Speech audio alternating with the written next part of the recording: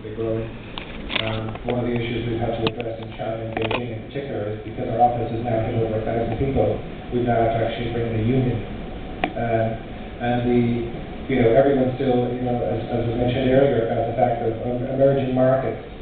China is actually an emerged market, where the staff cost is just as fierce as it is anywhere else.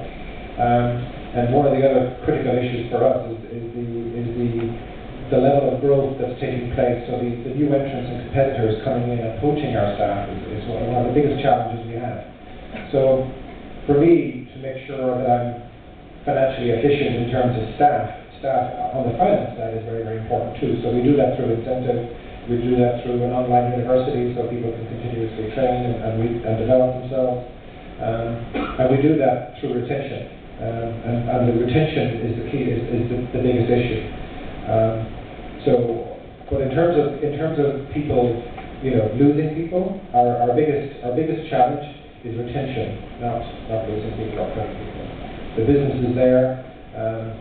Interestingly, the challenge for us is that if you look at our business 2 years ago in China, 70% of our revenue came from international clients wanting to invest in China. Today, it's switched, where 30% of our revenue is now from international clients, 70% from local clients. The local clients want international creative and international people working on their accounts, and vice versa. So our mix of people, our mix of skill is a constant challenge, and that's one of the things that we have to constantly work on to make sure we've got the right people in the right place, or the right accounts. Can I ask a question back to Tony? And I think it interests me because the churn in the Chinese business even for us is pretty high. And could you start with the assets, as you said, and so forth. So how do you maintain the continuity of learning in that kind of an organization? That must be a challenge for you, isn't it? Well, one of the challenges that, in terms of what I said at the beginning, in terms of getting the right people, with the change in the advertising world and the speed at which everything is changing from traditional television advertising to mobile and digital, I've always asked the question, why do I not have the right people, or do you have the right people, or do we have the right skill sets? And when I look at if we look at the Chinese market and we say that in next month, 7 million students will graduate from university in China. So why you have a complete pool of talent for digital, creative, so on. So what we've actually done is we've actually set up strategic alliances with certain universities in China. So we focus on technology universities, anything that has art and design. We certain affiliations with various bodies throughout the country, because the biggest issue too is getting the right people in the right location. You can have, for example, in Beijing is a lot of the advertising has shifted to Shanghai. The reason why it's shifted to Shanghai is because Shanghai is considered the sexier city as the Manhattan of China. If you look at Beijing is the Washington DC. It's where all the government sits. It's where all of the state-owned enterprises are managed from. So you have all the telecoms, all the oil and gas clients all sitting in Beijing. So the biggest issue is trying to get the right people in the right place. If I relocate somebody to Guangzhou, I will have a hard time. And that's the challenge of looking at the amount of people that's available and trying to fit them in the right place. Yes, it's a very strong theme developing here, and that's the one of human resources management. Would we agree that that's one of the biggest challenges for you folks, particularly perhaps in Asia? Would anyone like to take up the topic? Or any thoughts at all for our panel? Sure. Sanjay.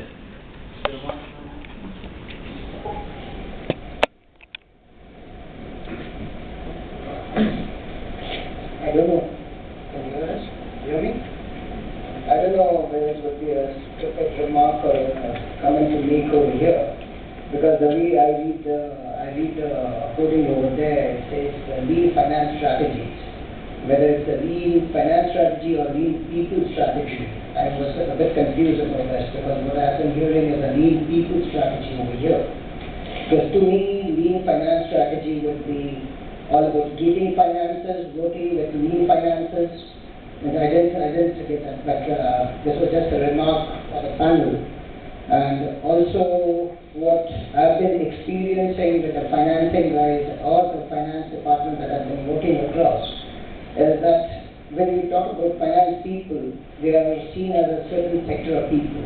And when I heard Gopal speak that when you talk about moving people, that do you move people, and it's for all three of you on the panel, is that do you move people from the finance organization to the other parts of the organization, or is it the movement restricted to the finance? Because I've seen in companies, I mean, I can give an example of Tata Steel, where finance people or the accounts people are a different sector of people, and the other people are considered totally separate.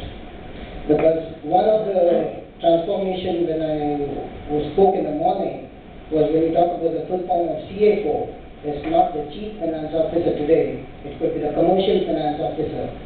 So that they have a perspective of commerce, they have a perspective of finance, so the value creation could be complete. So I appreciate the comment from you. To your question, I think I started by saying that I focused on controllable versus non-controllable costs. For me to be financially efficient and lean, I have to have the people, otherwise I don't have the business. So from a controllable point of view, the business leaders can control the staff costs. Where I try to focus on the non-financial costs, the non-controllable costs that they cannot control, is areas that I'm looking at opportunities. So right now I'm looking at centralized buying. I have a very big office in Beijing, I have a very big office in Shanghai, but they tend to work in silos and have grown in that way. So they are two various empires within their own right. So in order to be not necessarily lean, but more cost effective, I'm looking at centralized buying, I'm looking at specialist in-house talent, such as the very heavily regulated taxation structure in China is very, very difficult. I'm also looking at human resources, I'm looking at procurement. So I'm looking at those areas to become leaner, while also allowing the business leaders to have the freedom to run their business and with the highest OP margin that we can deliver. Yeah.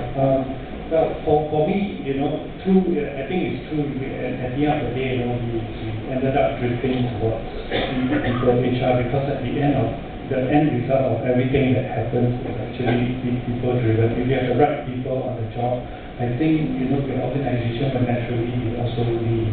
From my point of view, if you have people who are for us when we sell machines, lead times are very long, 6 months to a year.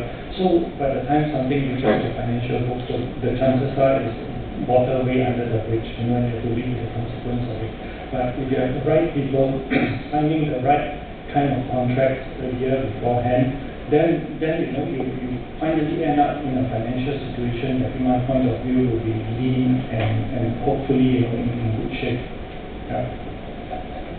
Just a point to the second point in terms of moving people around. I think that's a really important point. If I look at my own background, I have headed supply chain in Unilever earlier when I was in India. So it was not a so-called finance role, it was a commercial role. So when you go through a larger section of the organization, you actually become more business friendly. Yeah? And going forward, what we need for a lean finance strategy is business leaders to have financial acumen, and finance leaders to have business friendliness. Yeah? And both are critical, because you have an organization in Unilever 5 years ago, but anything on finance, the business guy will look at the finance guy. Listen, what is the gross margin? What is the operating margin? We want to move to an organization where, listen, you are heading the business. You need to know everything about cash, about trading margin, about EVA, and all that stuff you need to know. You may not know the detail, but you need to understand the broad aspect of it, and you need to know the numbers. Don't look at the finance guy for that. Equally, a finance guy cannot be sitting in a silo and doing stuff, which is why I come back to the point that I have 3 layers. My most important layer is value creation, and that is where the lean finance strategy comes in terms of saying, how can I deliver more with less? See, if I take the buying function, all my focus in the last couple of years is to really develop a leading edge risk management capability on commodities. Yeah? It has nothing to do with cutting people. It has to do with getting the right kind of people to do this for Unilever. Remember, we are not in the commodities business. We are not a target. But equally, we need to manage risk. It's been a highly volatile environment in the last 24 months on crude oil, on veg oil, on everything. Cost base has gone up and down like a roller coaster. In that kind of a situation, if a finance function can play a leading edge role in risk management, That for me is the lean finance strategy in terms of saying that I put my right people to deliver value for the organization. It's productivity. Absolutely, it is productivity. So it's very important that we don't focus on lean being lower cost. It is about more with less. It's about more with less. It is about productivity. It is about supporting the growth agenda and the value agenda of the company. Just raise your hand if you have a point or a question. Microphone will make its way now. Anyone? Productivity, cutting staff. We all love CFOs. Gabriel, what's the first thing you think of when the CEO walks into your office and says, Gabriel, we need to save some money, we need to cut some costs? Oh, I beg your pardon, Rahul? Yeah, quick question. Yeah. Sorry. So my question is actually a segue from what Gopal just said. Lean finance is about not just, I mean, it would be myopic for us to assume that it's about just cutting costs. Cutting costs has become necessary when your ability to grow revenue comes under pressure, or to grow margins come under pressure. And I think it's important for the CFO to put that pressure back on the business. Ultimately, a business is going to run and grow and sustain over time, not because you're able to cut costs, but because you're able to grow margins, you're able to grow revenues consistently and sustainably over time. I think it's important for the CFO to play that role. And I think to that extent, what I would be interested in hearing from the panel is some of the challenges that they faced in challenging the business to grow revenues, either new sources of revenue, new products and services, new segments, and grow the business over time. That's part, I think, a very, very key part of the CFO's job. We'd like to take up the growth story, the challenges to grow your company. I mean, I think, to me, you hit the point on the head. I mean, you can't become great by shrinking. You can't become great by shrinking. You have to play a role in the growth agenda. And the challenge that we face, I mean, in Unilever, is all about strategic choices. Yeah, we have segmented our markets, and there are markets where we believe we are mature, and therefore we can't grow. But equally, there are lots of white spaces and lots of markets like the BRIC list, for instance, which is Brazil, Russia, India, China, and Mexico, and the top 8 of the developing economies. So in finance, the challenge that we put back on the table is, are we putting sufficient A&P behind those markets, behind those cells? Yeah, we really go down into India laundry or a China hair care and compare that versus, let's say, what we are investing in the US or in the UK, where it's a mature market. Are we having a share of voice, a share of market that resonates with our end game? Yeah, and the fact is, in many of the markets, it is not yet.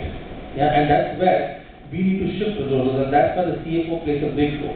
You need to shift resources from markets where you're entrenched and you're not growing to the markets where the market development itself is a big objective, and you need to then grow along with the market and ahead of the market to really be a big player in the market. So shifting of resources is a big challenge on the table. And the second challenge for me in Unilever is really to shift the thinking, the DNA of thinking, from west to the east. It's been a DNA in the organization for the past 60 years. Is what works in Europe works in Asia. What works in US works in Asia. We're now reversing it to say what works in India and it works elsewhere. Yeah, so we have a powerful laundry story in India, the Wheel story, where it's a brand in the bottom half of the pyramid. We are now saying, can we now export it back into other parts of the world? Yeah, so that's why the East leading the West DNA culture is something that we're putting back on the table. Let's not sort of cut and paste from the West to the East, but let's drive the organization. Because 2020, Unilever is going to get 70% of its revenues from the East. That's a fact of life. The DNA has to change. Okay, to just add on a bit to what Gopal was saying, for us, I guess one of the roles of the CFO's roles has basically transformed a lot from being counters, to the two crises that we went through, 1997 and 3 years ago. And one of the roles I think is very much commercial, and what I do in the region is I travel around the region and we meet with the country heads, and we actually challenge them, have you considered this sector? Have you seen, the government has moved into this particular segment of oil and gas, got this new policy, new taxes on palm oil. Have you considered adding headcount again, goes down to headcount? Have you considered, asking some of your resources to refocus their time away from, let's say, example, the starch business into the oil and gas business? And I think that is very much, in a way, a strategic role, because it's in our DNA to look far. We've been trained in school to look forward, and unfortunately, a lot of times the country heads, some of the CEOs, not all, some of them, they see things from a very different perspective without this economic point of view as well. That has an impact on the business. So it's how to bring this across to the sales and the front people. I'd say the clock's turning time's up, but we started late, so I think we can speak. Sorry, I just wanted to follow up on the question in terms of for China. I think in terms of strategy from a CFO point of view for growth in China, we sort of come at it from two sides. One is service offering. We have a 360 brand stewardship service offering, as we call it, which covers traditional advertising, digital, interactive, CRM, public relations, and now we've expanded, into the more digital side, but also through IPOs, Ogilvy Financial, and we're expanding into the healthcare business. So we've actually done it two ways. One is organic growth through our service offering, and then the other is which is a big challenge for me, is the acquisition side, because our growth strategy in China is quite aggressive. However, given the size of China with 56 provinces, one time zone, 1.4 billion people, capacity is an issue, because you can grow yourself so much, but at the end of the day, you don't have capacity in all of the major cities. You're not getting the penetration that you need. So what we're focusing on at the moment is organic growth, but also growth through acquisition. I think the theme which is kind of evolving from the panel is more like optimum utilization of every dollar that is available, or the resources, more than kind of cutting costs in terms of the lean finance. I think that is also relevant and critical, because eventually when we look at finance as a function which will help do the analytical part as well as play a key role in the strategic decision making, and that's where the optimum utilization of dollars and resources can be achieved. What I really want to definitely understand from Gopal, is how do you kind of really do it? Because when we talk about shifting the resources, it's the right thing, sounds good, sounds correct in terms of the team, but is it a regular talent growing process and hence you can achieve it? Or as and when the crisis hits, can you easily shift the resources? Because when we talk about people, the competencies and the capabilities of those individuals also comes into play. So while you are very keen to shift the resources, but are those resources equally effective in that area as what they are usually in the core competencies area? Or do you do it as a natural process in terms of the talent growth, and hence you can kind of shift them as and when required? Absolutely. I think it is a transformational process which cannot happen tomorrow. Yeah, it has to happen over a period of time. And let me give you some numbers. Unilever 2020, 70-30 East-West. Today, resources 70-30 West-East. That is the reality. So it is the other way around. So we need a strategy which by 2015 gets my ratio more in line with where my business is. That is where I start from. I cannot start by saying, listen, I need to move all the resources tomorrow from UK to India or US to China. It has to start from the end goal, how do I align resources in line with where my business is, and then put the stepping stones to it. So for example, we now have a training center in Singapore, which is of the same standard as the one that we have in the UK. Now that will lead over a period of time to the talent development that we are seeking. It can't give a result tomorrow. It will happen over a period of time. Then we start taking chunks of the business where we want that competence to start moving into the east. Taking from Tony's point, mergers and acquisitions, I think it's a big one in this part of the world as we go forward. So we need that talent to be in this part of the world and not situated in UK. So like that, we have identified as an organization, where are the parts of the organization we need the resource to develop in the East, and then have a program to start getting those recruits, getting the talent, and then nurturing it. So over a period of time, we get that, and we have milestones for each year in the interim. I hope that's sort of.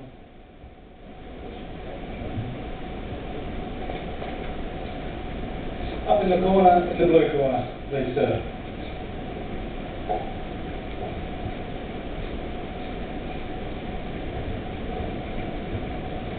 My name is Chin, International CFO. I think if you look at the topic, lean finance strategy, actually I would say it from the point of fitness.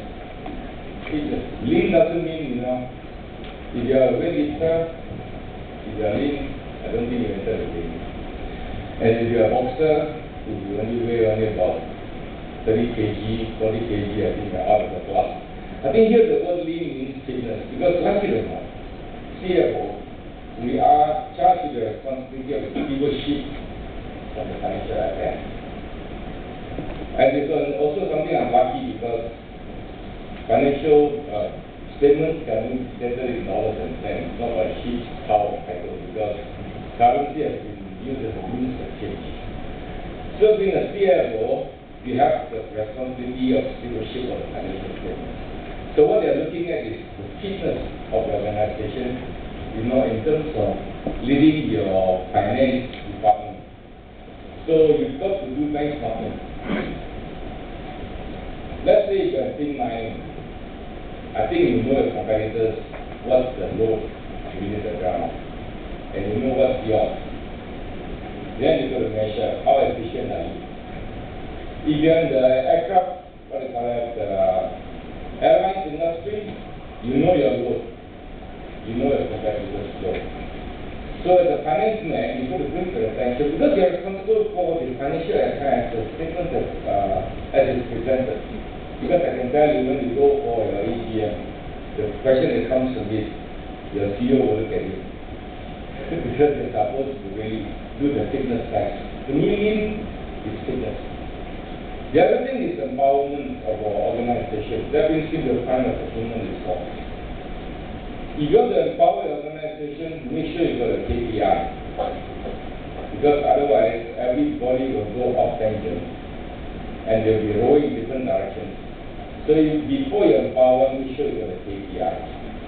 You're going to pay for the talent, so be it. If he can deliver the KPI you're looking for, let him have the job. Because if he can't deliver, he knows his next job. If you finally have to explain to the guy who's going to employ him as to why his last job. And I think in terms of organization, look at Nestle. Nestle started out with a mission. Same with Bill Gates. They never have a big mission. Look at HP. They started out with a very similar mission at Nestle. They have the baby next door. But it is the people, getting the right people, getting the people who are driven by KPIs to make it into a visionary company. That's my take on this. Yeah. Every of you passed fitness test? I hope so. I do. You look pretty trim. Tony, we are pretty fit with you with overweight and labour? I think we're fit. I think the challenge is to make sure we have the right people in the right place and make sure that we have our costs under control, and basically manage the business as best we can. But I think one point just to comment in terms of financially efficient. I think we've got to be very careful of falling into the trap of one-off efficiencies and the costs that suddenly appear in 2011 and then are not there in 2012. So the idea is to be sustainable and to have those efficiencies and to remain fit. There's no point in putting on excess fat next year, because otherwise you just have to take it back off. Final comment, Governor? I just want to build on the comment saying that it is yes fitness, but fit for purpose as well. And that's why look at the benchmark, but be careful about knowing what lies behind the benchmark. Just comparing two numbers and saying I need to get to the lower number could be dangerous. So therefore, fit for purpose, yes, absolutely. That's terrific. That's a good place to call an end to the sitting, I think. Being fit, at least aiming to be fit. Could you please thank our panel for being present today?